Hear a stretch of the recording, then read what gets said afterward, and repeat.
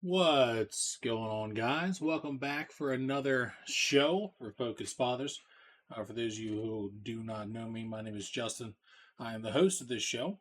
This is our second show. Last week was our first one, and honestly, I was ecstatic of how well I thought it went. I appreciate everybody who has stopped by via, just knowing me through other streamers, knowing me personally, people who have stopped by from TikTok, Instagram, YouTube, all that. It's been nothing but I appreciate any love, any support that anybody gives me, whether it's just looking, whether it's a like, whether it's just sharing, just being here. Honestly, I appreciate all of it, and it's not easy to carve out a space in the crowded world we live in. I think we can all agree on that. The world is exactly a crowded place, and there's not too much space for new ideas, for new things. But it's not going to stop us from giving it a try. You know what I mean? It's not going to stop us from trying to strive to give parenting a solid space, and it's been particularly, most exclusively, not exclusively, but most particularly fathers. Um, we need fathers. Fathers need to be um, prevalent in today's society now more than ever. They need to be uh, they need to be in their children's lives as long as it's a safe and healthy relationship. Right? We don't need fathers just for the sake. Right? And here's the thing. Let me say this. Um, there are there are fathers, right, and there are people who had kids, and they're not always the same people. Just because you had a kid doesn't make you a father. I mean, let me say that first and foremost, and I'll stand on that. Just because you had a kid doesn't make you a mother, right? Putting in the work, showing up every day, showing up in any way that you can, in any way that you can contribute in a positive sense. That's what makes you a parent. That's what makes you a mother. That's what makes you a father. And I firmly believe that. And let me tell you something. If you're out there and you really think that I don't have enough money to be a father, right? I don't have enough this, I don't have enough that.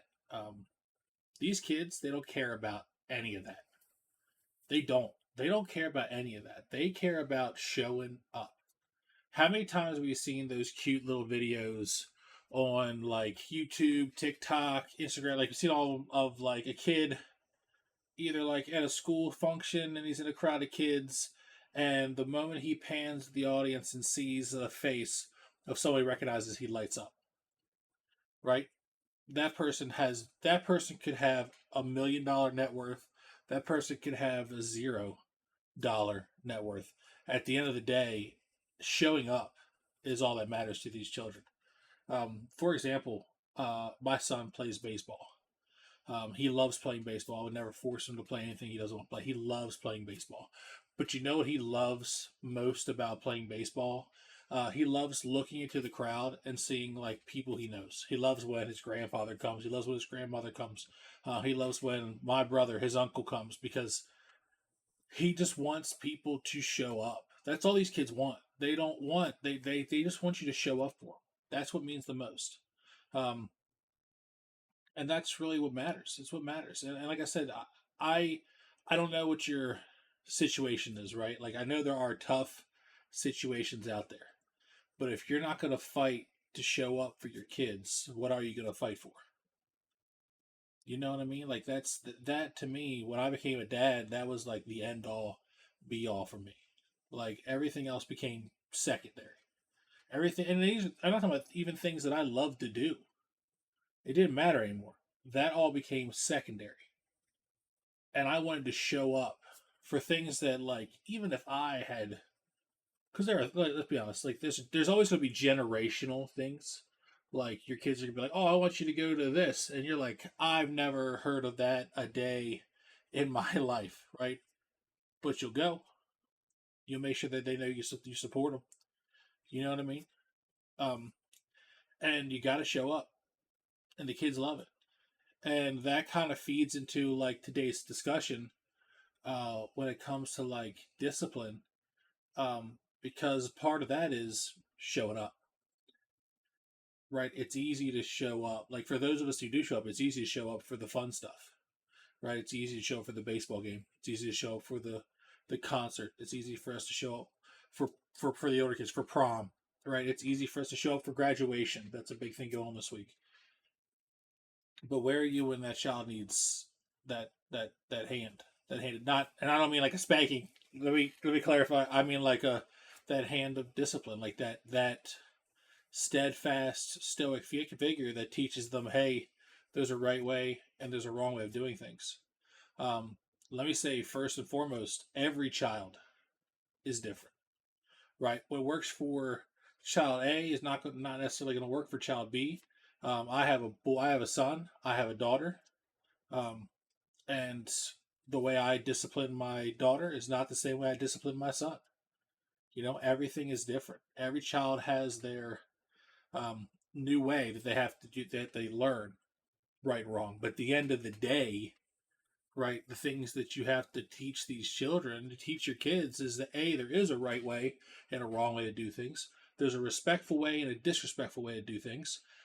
And as much as it pains me to say, your actions have consequences.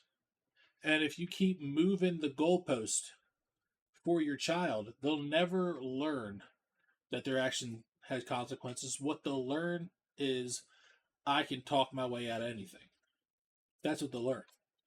And that can work for a mom, that can work for dad, that can work for the math teacher, that can work for the science teacher. But it's not going to work in the court of law. It's not going to work when it comes to like actual legal and illegal things. Um, we have to do better as a society, and we have to do better as fathers.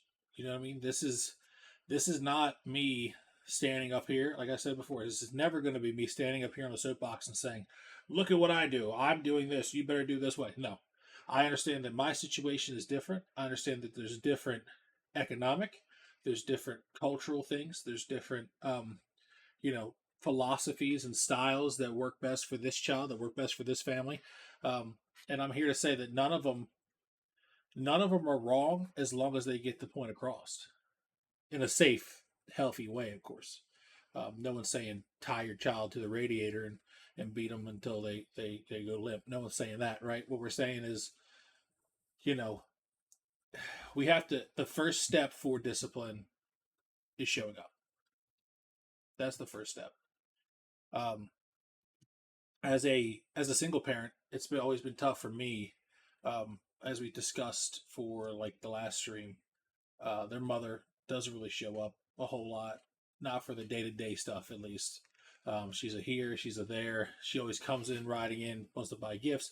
And look, I got no problem with a parent wanting to, buy their children things, wanting to spoil things. But I would say that uh, if you are the non-custodial parent, I think you have to have that open communication with the custodial parent and say, hey, what kind of, and it's hard because it's a humbling thing. You have to kind of humble yourself, and men for sure are not exactly the easiest when it comes to humbling things. But if you are not the non-custodial parent, going into the custodial parent situation, if you think, oh well, I don't really agree with the way he does this, or I don't really agree with the way she does this, and you're the non-custodial parent, it doesn't matter, right? Like the worst thing you could do is really like undo all the work that the other parent has done, right? Because then you have these children living it in two different sets of rules, and that doesn't help them. Children need structure. Children need routine. Children need these things to be even all the way around. It shouldn't be like, oh, well, I'm at dad's house, I get to do this. Well, I'm at mom's house, I get to do this. Or oh, mom said I couldn't play the Xbox, but at dad's house, that punishment doesn't carry over, right? I get that you think you're being like the cool friend or the cool parent, the cool dad. You're doing more harm than you're doing good. You really are. Like, you really are. Like, these are conversations that need to be happening between two parents, regardless of if they're together or they're not. But that also applies if both parents are in the same household too, right? Like, what good is it if the mom says, hey, you're not allowed to be on your television past 10 o'clock. You got a C in math, and then dad is left alone with the children for an hour, and it's like, hey, just don't tell your mom. You know what I mean? That all that does is undermine the other parent, and that's not an effective discipline strategy, right? So, like I said, the first thing we got to do is show up. The second thing we got to do is we got to make sure we're all on the same page. You know, we have to make sure that we're on the same page when it comes to the household as a whole, and the household extends past those four walls, right? Whether you like it or not, right? Whether you're with the person you're having kids with, whether you're not with the person you're having kids with, you are still a part of that same household. It's plain and simple. The household is you, the woman you had kids with, or the vice versa, and those children you had kids with. It's that simple. And guess what? If it's structured that way, you're going to have other people to come in, right? You're going to have stepmom, you're going to have stepdad, right? But all these are things that can be avoided. We shouldn't have these arguments if we all can just communicate. I get it, right? It can be a little bit nerve wracking, a little bit like, I don't know, like we've all had those situations where we kind of felt like if there's another person being brought into the mix, things are unsure, things are reason that we're adults, we have mouths, we can communicate, we could talk about expectations, we could talk about limits, we could talk about all these things. Um, but what we don't need to do is we don't need to lash out, because then that puts into the child's mind that something bad was done, something bad is happening, something that I shouldn't be listening to is now here, and that's not the case, right? So first thing we got to do is we got to show up. Second thing we got to do is we got to have clear communication in the household, and that household, like I said, extends past those four walls. I don't care if one parent is in Baltimore and the other parent is all the way in Western Maryland or Texas or California. It doesn't matter. This is 2025. We all have the tools that we can use, phones and that things, to effectively communicate. But I'm going to be a little hard on fathers in this episode. I really am. Um, because I mean, like for those of you who don't know, I live in Maryland. I live in Baltimore, to be most specific and accurate. And Baltimore has a problem growing. It is growing on our hands right now. The amount of children, and I'm going to call them children because that's what they are. The amount of children who are just out of control, committing illegal actions and things, committing crimes, is gotten completely out of hand. And I'm not here to argue policy. I'm not here to argue like politics, none of that stuff. What I'll say is, us as parents, if we have to change, we have to change. Us as parents, we have to change. We have got to start showing up for these kids. We have got to start being parents and not being friends. We have an example, something that just happened here. There were I'm not particular on the entire details, but a person was unalived. Um, Three people were taken into custody. One was a 15-year-old, one was a 19-year-old, and one was a 34-year-old. Now, the problem I have first and foremost with this entire situation is the 34-year-old was not related to the 15-year-old. What is a 15-year-old child doing in 1, 2, 3 o'clock in the morning with a 34-year-old man, and the parents have no clue what's going on? That's ridiculous. That's the first and foremost thing. Um, and the real problem here is like I ask the same question every time I see this: where are the kids' parents? Like, where are the parents? They didn't show up. It's that simple. And I don't want to like knock anybody in particular. I'm not trying to do that. But as a whole, fathers, let's be honest, um, fathers on the whole, like I know I'm the exception to this rule, but a lot of fathers aren't around like they should be. What are we doing? What are we doing as men? I get disgusted.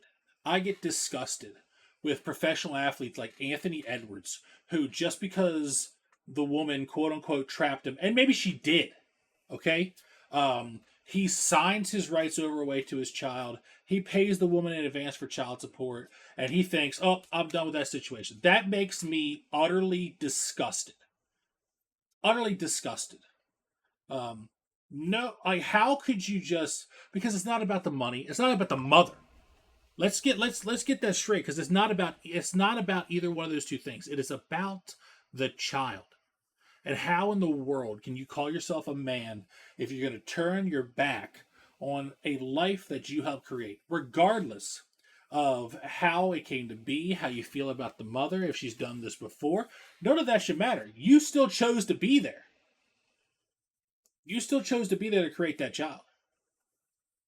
So why do we praise this guy for what he can do on a basketball court? And it's great. He's a great athlete, whatever. He's a sorry excuse for a human being. He's a sorry excuse for a man.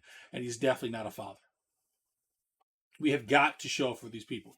Do you realize? I believe there's a study. I have some of the details, not all of them. There was a study done. I think it was by the U.S. Department of Justice a couple years ago, maybe even this year. That children, right, from a fatherless home, right, like don't have that male figure. And let me say this. I think when they use that term fatherless home, they're not meaning like, oh, dad just doesn't live there. I think it means like dad's just not around. Okay, because a lot of times that's what happens. A lot of times is when the father's not at home, he wants nothing to do with his children, or very little to do with his children, and it makes me sick. They're still your children. Something of like 63% of youth suicides are from fatherless homes. 85% of children that lash out, like these are kids. They don't know like these advanced coping styles that we all want to be like. Oh yeah, we can do this. You can do that. If you're feeling sad, do this. If you're feeling angry, do this. They don't have that. They haven't learned that.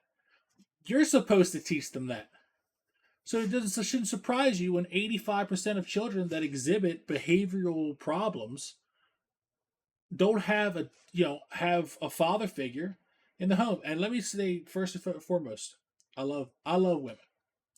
Okay, and women have just as much of a role in the family as the father does, right? But there are differences, right? There's certain things I'm not going to be able to teach my daughter about being a woman.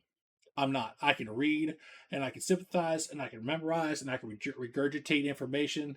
Um, for example, I don't want to put my daughter on blast, but she just had a certain event happen big in her life.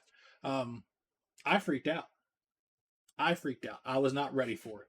I have no idea what it's like to go through something like that. You know what I mean? I call my mother. I text here. I text the person there, and they're calm. They're cool. They're collected. They know what to say. They know what to do. She can connect with them on a more like female level because it's not the same. I can't. I can only repeat things I've heard about that, right? I can't like be like, oh yeah, I remember with my first one. You know what I mean? I can't do that. I can't relate to it. And I think the same thing applies to like fathers and their children. Like there's certain things that a father is better at when it comes to like raising young boys, raising young men. And I'm not trying to come off as like sexist and I'm trying to come off as like misogynistic. Like I said, I think it goes both ways. There are obviously some strong women who have taught and raised great men. You know what I mean? That I'm not going to sit here and say that isn't the case, but I will say that in my opinion, that's a little bit more the exception than it is the rule. I think it's something like 70 something percent of all high school dropouts come from a fatherless home. 70% of like juveniles that are in institutions run by the state are from fatherless homes. Like, when are we as men going to just have pride, right? And I hope, and I pray that this is just a generational thing, right? I hope it's like a generation of fathers, just you know, re- regardless of the reason why, just haven't showed up. And I hope that this new generation coming in, especially ones who grew up without a father, can realize how important it is to have one. Um, and with that being said, I hope we show up for our boys. I know I do.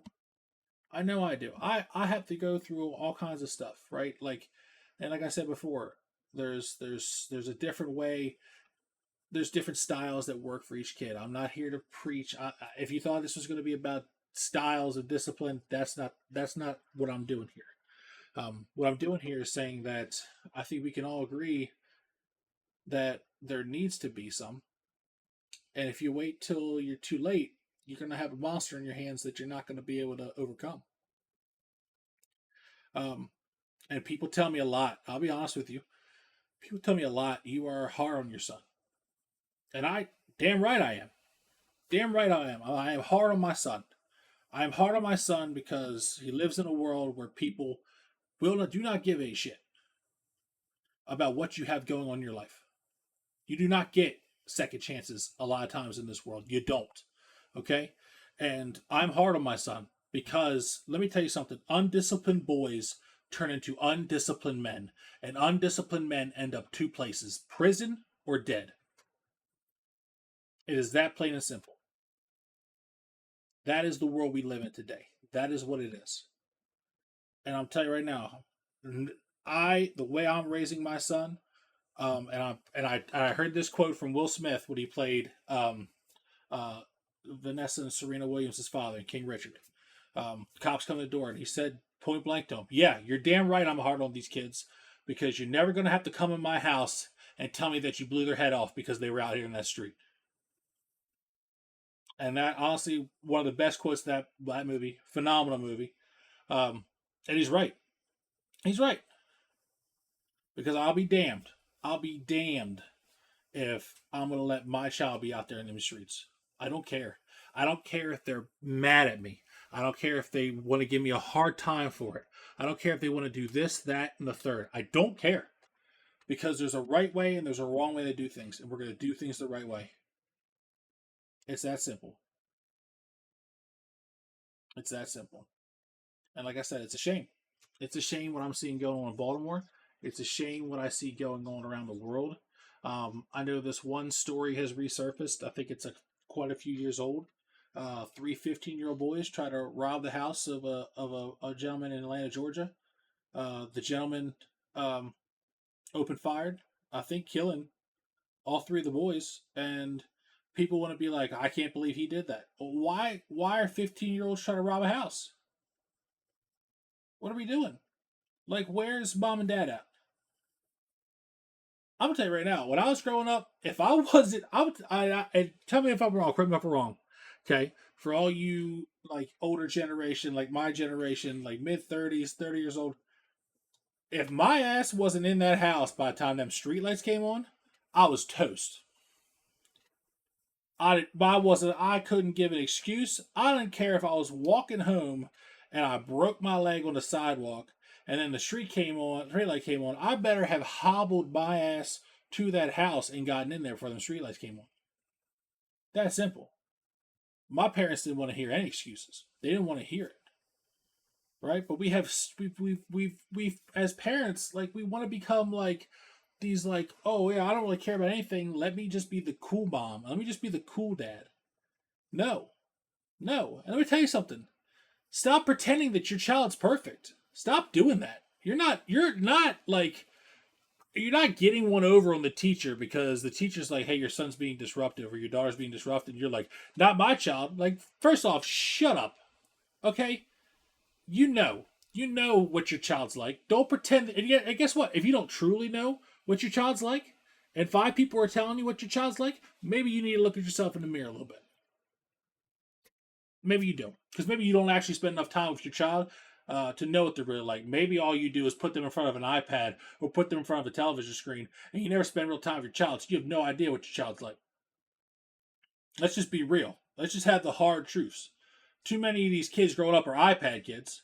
And there ain't nothing wrong with technology. There ain't nothing wrong with video games. I play tons of them. My son plays tons of them. My daughter plays tons of them. But you know what? There's also a line where I know who my children are because, yeah, just as much time as they spend time with me. We're outside doing something. We're doing this. We're doing that. We're going there. We're having fun. We're making memories. What's your child going to have a memory of you? That you handed them an iPad, made sure it was charged up? That ain't cool. That ain't helping anybody. That ain't helping anybody. It's hurting them. It's hurting them. They have no real life experiences because they only vision the world through YouTube. And it's not their fault. It's not. It's our fault. It's our fault as fathers. It's our fault as mothers. It's our fault. That's who it's on. Yes, in the example I gave you earlier, those three 15-year-old boys killed by the guy they were trying to rob. They're trying to rob his house. The problem didn't start there. Those boys didn't wake up one day and say, I just want to rob somebody's house. No, it didn't start there. It started at home. It started at home. That's where it started. So when are we going to look in the mirror? When are we going to start holding ourselves responsible? When are we going to stop getting in front of a camera and saying, oh, I don't know how this could have happened. My son's a good boy. You know how it happened. You heard what happened. Let's do better. We've got to do better, guys. Like, aren't we tired of this? How many times we got to hear the same story before we realize it's us? Like, I don't know about you guys. When I got in trouble at school, right? My parents would come into school. If I came home and I said, hey, I got in trouble at school, I couldn't have given them an excuse like, well, this teacher doesn't like me. That's not really what happened. This is what happened. This is what happened. My parents didn't want to hear none of that. None of that. Karen and Terry, none of that shit. What did you do? Why did you do this different? Why did you do that? Because, let's be honest, things don't just happen. They escalate to that happening. Your child just doesn't act out overnight. Your child doesn't just become like, their grades don't just drop overnight if they were at one point a good student. Like, these things don't just happen. There's a system, and there's a line of decisions that happen, or a lack. And let me say this: a lack of action is a decision. Right? A lack of action on your part is a decision by you. It's not something that just happened. Okay? And I don't want to hear you're busy. We're all busy. We're busy, dads. We get it. We're doing this. We're fixing that. We're taking out the trash. We're doing this. We're doing that. We're all busy. If you're too busy for your kids, you need to change something. You need to change something. We've got to start. And I'm going to say this probably 150 times in this show. We have got to start showing up for these boys, for these girls, for these kids. We've got to show up. It's just that simple. It really is. And let me say this. I don't want to, like I said earlier, there's going to be certain times where you're the father and maybe you don't get to see your kids as much as you want to. You know, there's tough situations. I get that, right? But your phone works, don't it? Because you don't have to be face to face to have a conversation with your children. It's 2025. There's also FaceTime. Like, you can get your point across, just as easily, by calling them, checking in on them. A lot of these, like, I'll tell you one thing that used to bother me all the time. Kids would come home from school, be like, "How was school?" "Oh, it was good." "What'd you do?" "Oh, I don't know." No, we don't do I don't knows in this household. We don't. "What did you do at school today?" "Oh, we had, because it went from I don't knows to, oh, we did math. We did that. Well, what'd you do in math?" "Oh, I don't know." We don't do I don't knows. Let's be engaged. Let's show them that we care about their education, because that's where it starts, right? It starts at home, and then the close second is their education. These children spend just as much time in front of a teacher as they do you. So if you're not doing it and you're putting it on the school system to raise these children, think of it like this. I know my son's class, he's got, I think, either 15 or 20 kids in each of his classes. He's in middle school. You're a parent. Let's say I'm a father, right? I am a father. It's not just saying I am a father. I got 2 kids. What do you think is easier? Me raising 2 children, right? Or a teacher trying to raise 20? And it's also not their job, right? It's their job to get them ready for the intellectual side of life. It's your job to get them ready for life. And I'm going to tell you this right now. Unless they have that foundation, if they don't have that foundation for life, it doesn't matter how smart they are. That intellectual element that they get is going to come crashing down, because they're going to make stupid mistakes that ruin their life forever, because they weren't taught right from wrong. And don't give me this whole like, oh, they should know right from wrong. eventually I think everybody figures out right from wrong, right? I understand where people are coming from when they say that, but a lot of times now their lives, they've already made too many wrong decisions before they get to the point where they can realize what's right from wrong, right? And let me just say something else, parents. And I'm not telling you, don't let your friend, like, don't let your kids have friends. I'm not saying that, but I'll be honest with you. There was, there got to a point for me like I can raise my children great, but other people may not be. You really need to take an interest in your child and who they hang around. And I don't mean like who they show you they hang around, like who those children really are, what their family situation's like, all of those things. Um, my son had a first off, I don't really do. I'll this as a single father, I don't really do sleepovers. Um, we did one. My son wanted to have one friend over. As a boy. Um, I unfortunately had to break my daughter's heart and tell her I will never do sleepovers with little girls. I'm a single father. I do not feel comfortable having a bunch of little girls in the house. I just don't. Not putting myself in any type of weird situation where I feel uncomfortable. Not going to happen. My son had a friend over. I don't remember the kid's name. It's like Tommy or Timmy or something. Um, and they had like their little sleepover. I could tell you this, for at least a day, maybe two.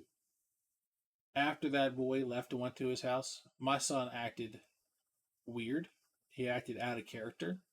Um, he was kind of like bucking the system a little bit and not doing like what he's supposed to and things of that nature. And it's like, bro, like I don't know who this person is, but this person better go back down in his room and come back the kid that I know I'm raising. You know what I mean? So it doesn't take much to undo what you're doing. It doesn't. It doesn't take much. That's why you got to be on it. Like there's no like, we get it, dude. We're all tired, but parenting is a 24/7 job, and even if your kids aren't with you 24/7, brother, you better be on call 24/7. You better be on call. You better be ready to get that phone call. Okay. Um, and I belong to like a neighborhood like Facebook page or whatever. Um, and a week later, week after this boy was in my house, I see a picture of this boy on the Facebook page talking about how he's walking down the road and he's checking doors and trying to like get into cars. Kid's 12. Kid's 12. At 12, I was watching like Pokemon. I was Saturday morning in my underwear sitting on a beanbag chair watching, like, eating cereal, watching Pokemon. Like, what are we doing where 12-year-olds are trying to get into cars to steal stuff? And I straight up told him. I straight up told my son. I said, I don't want to see that. I don't want this. You better tell that boy he better not knock on my door. He better not try to come inside my house. He better not be blowing up your phone because that's it. And I don't care. I don't care if he's seen as like, oh, his father's this, his father's that. I don't care. I got no problem. I will be the villain if it means that my child have a successful life. If I have to be the parent that says who blocks everything and makes this no fun and that no fun, if I have to do that, I don't want to do that, right? Because that feeds into a whole nother list of issues that we can talk, and I'll talk about that here in a minute. But if I have to be that, if you prove to me that you can't handle the little bit of fun, a little bit of excess that I give you, I got no problem being the biggest jackass in the world to protect you from yourself. I got no problem doing that. Um, but I feel like what happens a lot of times, and I'm not going to accuse my parents of doing this, because we're gonna switch a little bit here to talk about like the bubble parents, because that's not healthy either. The bubble parent is not healthy. Um, it's the bubble parent should be a last resort. Like if your child has proven time and time again they can't handle the freedoms and the stuff that you give them, then yes, I can understand being the bubble parent, locking it down and kind of like, hey, we're gonna have to reset here and then we can kind of do it. But the bubble shouldn't be a permanent bubble. The bubble has to be a means to an end because eventually, um, if you keep that child in a bubble for too long, and at 18 they legally can bust out of that bubble. Don't be surprised when the adult version of the child that you try to protect from the world has no clue what the hell they're doing out there. Um, and as me, for those who know, I went to a private school. I went to a small church school, and there were parents that were like that. There were parents that were like that when it comes to the kids, and they had good kids. And that's what I'm saying. Like, you shouldn't be doing that stuff. You cannot protect your child from everything the world has come into them. You can't do it, because then they're not going to know how to react when any kind of hardship comes their way. You can't do it. You have to let them make their own mistakes. You have to do it. But we're talking about different kinds of mistakes, right? Like, we're not talking about let them go out there and rob somebody. Like, we're not talking let them go out there and start pulling car handles so they can break into them. We're not talking about that. We're talking about heartbreak and doing dumb kid stuff that we all did as kids, right? Like, uh, to this day, let's see, is anybody right now ever stuck their finger in an electric socket as an adult?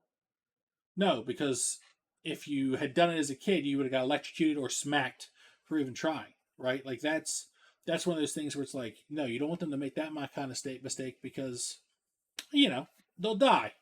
So you don't want to do that. But at the same time, you cannot protect your child forever. You have to prepare them for the things in the world, and you're not going to be able to cover everything. Um, and then I think I had a similar conversation of this young lady that I've been talking to. She's amazing, by the way. Um, but like, we were kind of, you talk to a person and you're getting to know somebody, and it's awesome. Uh, but you're not going to remember everything you need to tell them. You're not, right? Because you're so hyper fixated on doing this and doing that, and you're not going to be able to tell them everything you want to. So what has to happen is real life situations have to come up, and that will jog your memory for other things you need to tell them. It's the same thing with like raising children. Like, real life situations are going to have to come up, and you're going to have to address it. Um, there's just no way around it. You're not going to be able to protect them forever, but at the same time, you can only feel comfortable doing that if you lay that solid foundation. It's all about that foundation. For example, for me, when the kids were younger, and I want to say like Liam, when they get a little older, they start developing those personalities, and they kind of like they start to pick up on a few things when it comes to like right, wrong. You tell them no, this, that, this. Me personally, I always made it a huge deal when it came to lying. Like, I would freak out. Like, I know I was overdoing it. Let me say that first and foremost. I know I was doing it. I was overdoing it on purpose, right? If those children ever lied to me, I would freak out, like a grown man throwing a temper tantrum. But what they learned was, I want to come to my father and tell them what I did wrong, rather than lie to him and he finds out, because then I'll be in more trouble. And to this day, my children have no problem coming to me and telling me when they've messed up. And they're still kids, right? So they're still like a little skittish about saying it, and I made it abundantly clear: you're still going to get in trouble. If you mess up, you will still get in trouble. But if I find out that you lied to me about it, then you'll be in more trouble. Because I want this to be a place where they feel like they can come to me to help them with their problems, to help them fix them with their problems. Um, there were things in my life when I was younger that, I'll be honest with you, I didn't think I could come to my parents about, so I tried to fix them myself. And I ended up making things worse because I was a kid and I don't have the power to just be like, oh, well, I know how this is going to end, or this has happened to me before. I feel like a lot of times as kids, you become an adult and you realize, man, um, my kids are doing the same thing that I was doing. So I have been in this situation before, so I can help them with it. And I think that's the beautiful thing about like being a father. It's a beautiful thing about being a parent, is that it feels good to help your child, regardless if it's out of a jam. Um, it's still like a beautiful feeling to know that your children had this, or this going on, and you were able to help them with it. Um, but you would feel even better if they felt comfortable enough to come to you about it. And I think that's why it's so important to lay that foundation, to lay that open door policy, if you will, when it comes to your children early on and often. Um, and the problem with bad habits is once they're formed, they're hard to break. They can be broken. Yeah, I mean, you might have to, dig in there and break that habit. Uh, but in my opinion, I don't think you want to be the parent that's like, oh well, it's just the way it is. I don't like hearing that. I don't like hearing that as a parent. I don't like hearing, oh well, we've been doing it this way for so long, and you just accept like the wrong way of doing things. Um, and it's not easy. Like I said, as hard as those kids are dug in on that way of doing things, you have to dig in even harder to break it. You have to stick by it too. I talked about that a little earlier. Like you can't just keep moving the goalposts. You can't do it. It's not helping anybody. It's not helping them. It's not teaching them anything except, oh, I could talk my way out of this, and they're gonna try that with the wrong person, and it's not gonna go well. It's not. Um, like I said, and I don't have teenagers yet, so I understand that that's a whole nother ball of wax, right? Like there's attitude coming. Like there's so many things coming. There's hormones and things of that nature, and I get it. Trust me. But here's the thing. Carry the one, two. Yeah, yeah. I was also a teenager once, right? So it's not like poof, I was dad overnight. I know what it's like to be a teenager. I know how much of an asshole I was when I was a teenager. So I would encourage parents not to read too much into the attitude because I feel like it has a lot to do with hormones and these kids really not knowing, like they know what's going on with their bodies, but they don't know what's going on with their bodies. I'm 30 something and I still don't know what's going on with my body. Um, so that's not the point I'm trying to make when it comes to that, right? The point I'm trying to make is you can have stuff going with your body without being disrespectful. Right? There's a line. There's a line. There's a way to talk to the people who care about you. There's a way to talk to mom. There's a way to talk to dad. My children answer me yes sir, no sir. They have since they were little, and they'll continue to do that. Um, and it didn't. And I didn't try to implement that at 15, 16, 17. No, I implemented that at like 4. It was yes or no sir. I mean, respect for your elders, and there's no. And the reason we have the problems we have today with these kids, and I know I said it's super old, dear Lord, I know I said it's super old saying that, but they don't respect their parents. So how can we remotely expect them to respect strangers, to respect people they don't know? Like if they don't respect the people that you love, the people who raised you, or in some cases, unfortunately, the people who let you live in their house, how can we even possibly respect them to respect authority, respect teachers, respect the police, all these other things? I don't think you can. I really don't think you can. I think that as a society, we have got to really look at ourselves. Um, and fathers, I'm calling us out. I'm calling us out. You think by being your kid's friend or being the parent, and I'm sorry I'm stereotyping here because I'm going to, but just because you see your kid every other weekend doesn't mean you need to fall back when it comes to the discipline of your children. It does not mean that. If anything, the fact that you have less time with them means you need to be on it more than anything. And we need to stop undermining the person who is the primary parent. And I know that's a little hard. Like I said earlier, and I'll say it again. I know it's a little humbling, and I know it's a little bit of a sting, right? I get that. I understand where you're coming from, and I understand that it's tough to hear those words. But it's not about your feelings. It's not. It stopped being about you entirely when you made the decision to have those children. It stopped being about you. Um,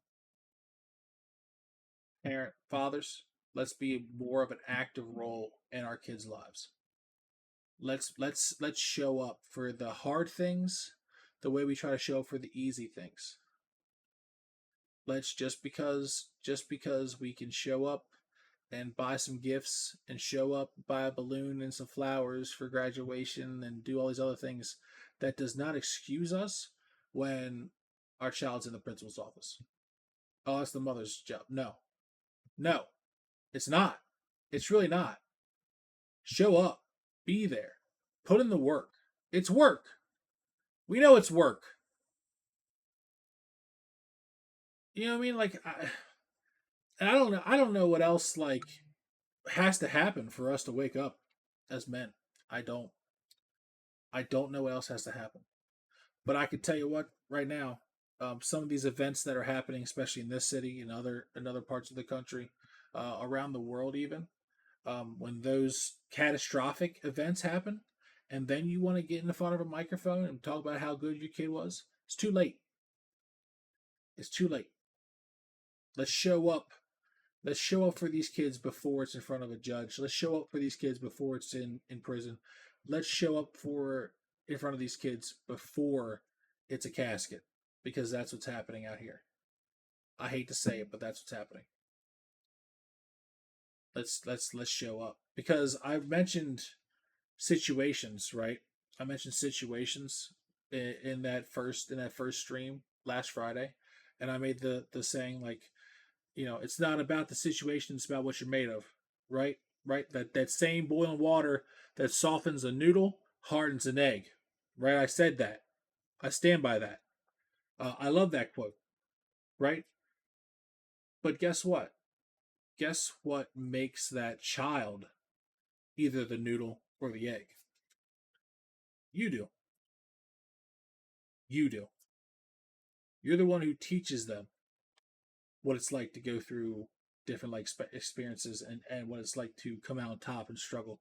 And let me tell you something: if you don't think your kids can see the struggles you're going through, they're watching. They know more than you think they know.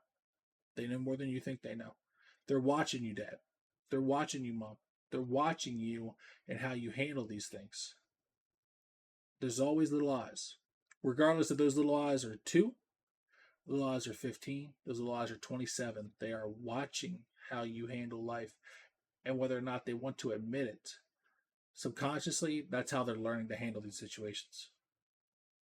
That's how they're learning, right? If you walk around here talking about, I don't care about this, I don't care about that, like F this, F that, I don't want nothing to do with this, I don't care about the law, I don't care about this, why do you think your kid has that same attitude? Why do you think your kid has the same attitude? Because it doesn't, like, a kid doesn't like just one day wake up and it's like, I'm just going to be an absolute degenerate. No, there's signs. There's probably signs in school that no one bothered to look. I mean, I don't want to really get into like a whole like school bang bang situation, right? But how many times has that happened? And then we talk about the kid, and people are like, "Yeah, yeah, there were signs.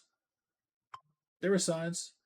They were doing this. We thought was weird. They were doing this. They was all weird." And no one ever stood up and said, "Okay, well, what are we doing to help this child?"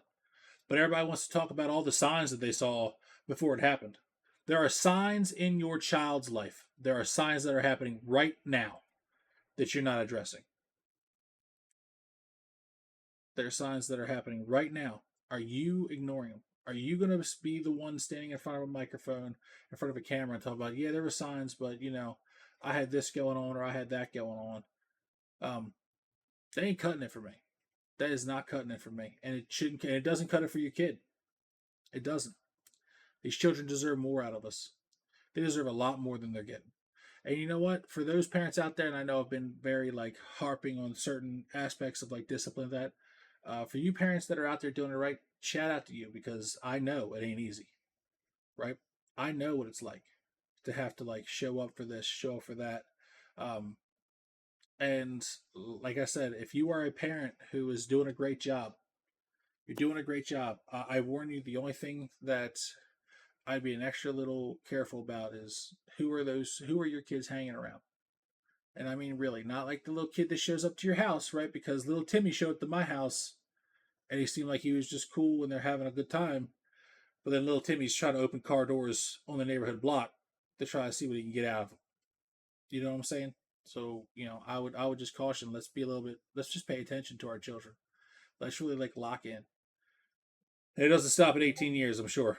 You know what I mean? I still call my parents and ask them questions all the time. But I feel comfortable enough to call my parents and ask them questions without feeling stupid. You know what I mean? I still feel like that my parents, I haven't learned everything that I can from my parents, right? Like their job, our job was never done, just like their job was never done. They're still teaching me how to be like a better man. And like I said, I shout out to all these parents that are doing a great job. But if you think you're perfect, you're fooling yourself. There's always something we could be doing better, even if it's the little things. And honestly, I'm a big proponent for little things. I really am. Like, and I think one thing that I haven't harped on that I need to is let's reward good behavior. And I'm not saying, hey, go buy your kid a bunch of snacks and toys because they did a great job. Um, Dude, look, most of us know we could treat something small, to our kids to reward good behavior. I think for those of you who don't know, my cousin, his name is well, him and his son stream Minecraft. It's Worth of Willie. They stream on Twitch. Um, and one thing that he does that I love, and I've talked to him. He'll definitely be on the show here at some point. One thing that I've talked to him about is one thing I love that he does is he gives his son goals. He gives his son like goals of what to do throughout the week. And every Friday, as long as he's achieved those goals, um, he gets ice cream. You get a little ice cream, a little something, a little snack, a little something that's just theirs that they can say, "Hey, I earned this." Because me and you, as adults, we have those things. Like we have a tough week, we made it through. We're like, we get something, we're like, "I deserve this." They should be able to feel that too. They should be able to feel that way so that they can carry it on. And it ain't got to be something extravagant. Like I said at the beginning, sometimes it's just showing up. It could be as simple as an ice cream. It could be something as like a candy bar. Something that they get to pick out. Something that they really wanted in the parameters that you set.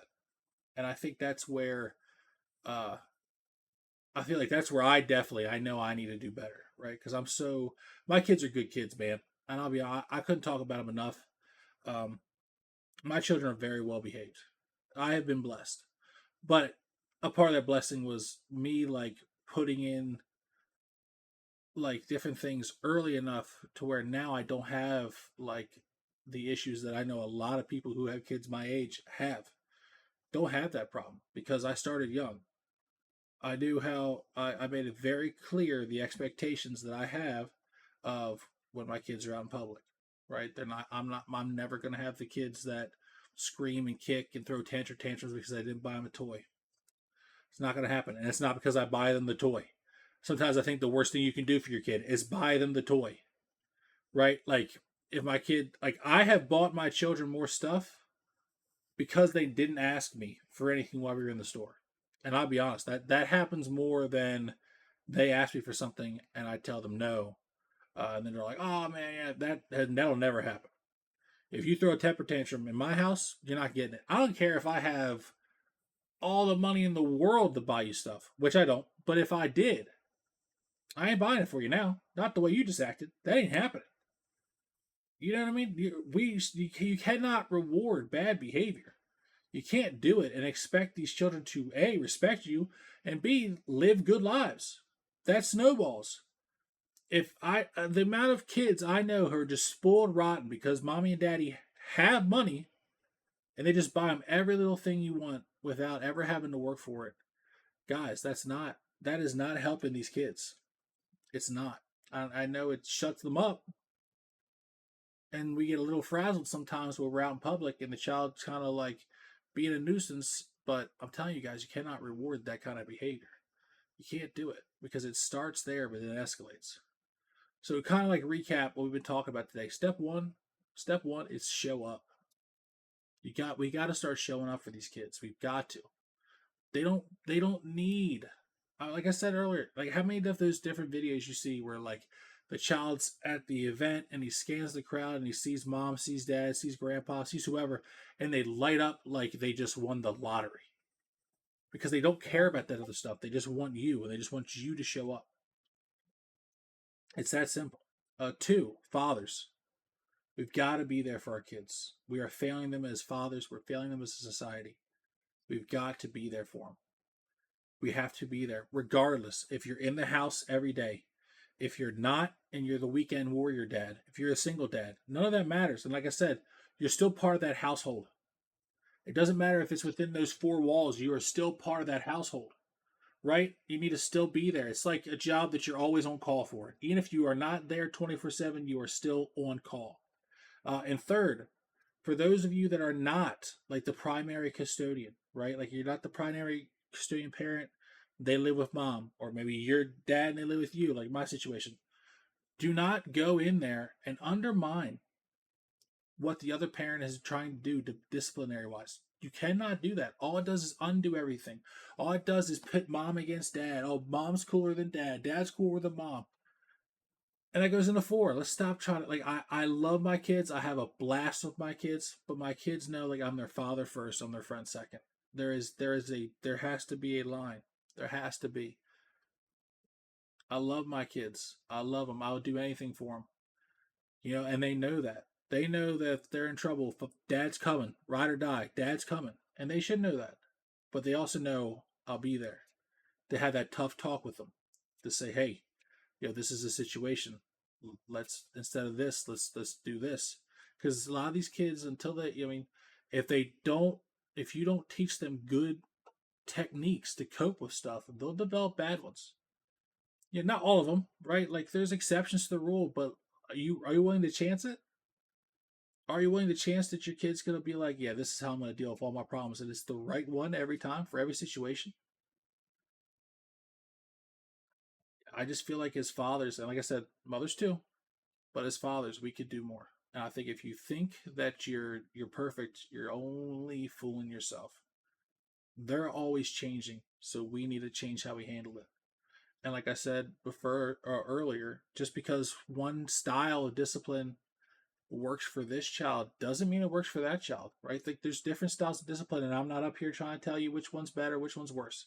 That's not it. I think it's all about what works for your child, laying that foundation, laying that fundamental like core that they can build off of. It's going to be hard for them to build that core on their own when they've got so much stuff going on, right? They got school, they got this, they got that.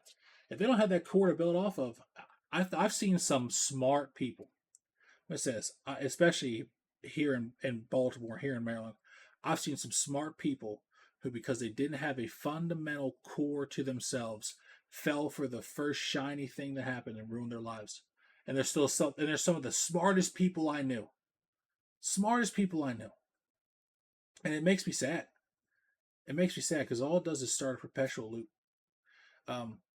And like I said, the last but certainly not least thing that we were talking about today that I want to hammer home, let's reward the good behavior. Let's reward it. And it doesn't have to be something extravagant. It could be something small, but let's do it. I want to thank everybody for stopping by tonight. Like I said, this is the second stream. We're doing this every Friday night, starting about 8 p.m., barring holidays and vacations. I do have a vacation coming up, so I'm not going to be able to do it that one, but I'll be sure to let everybody know that exact date and everything. For those of you who don't follow us, I haven't added yet to the Twitch page, but it is Focus Fathers on all platforms. I appreciate everybody showed up. I appreciate the love. I appreciate the likes. I appreciate all of it. It's going to end it for me here tonight. But until then, I want to say thank you guys. I love you guys. And you guys are dismissed. I'll see you.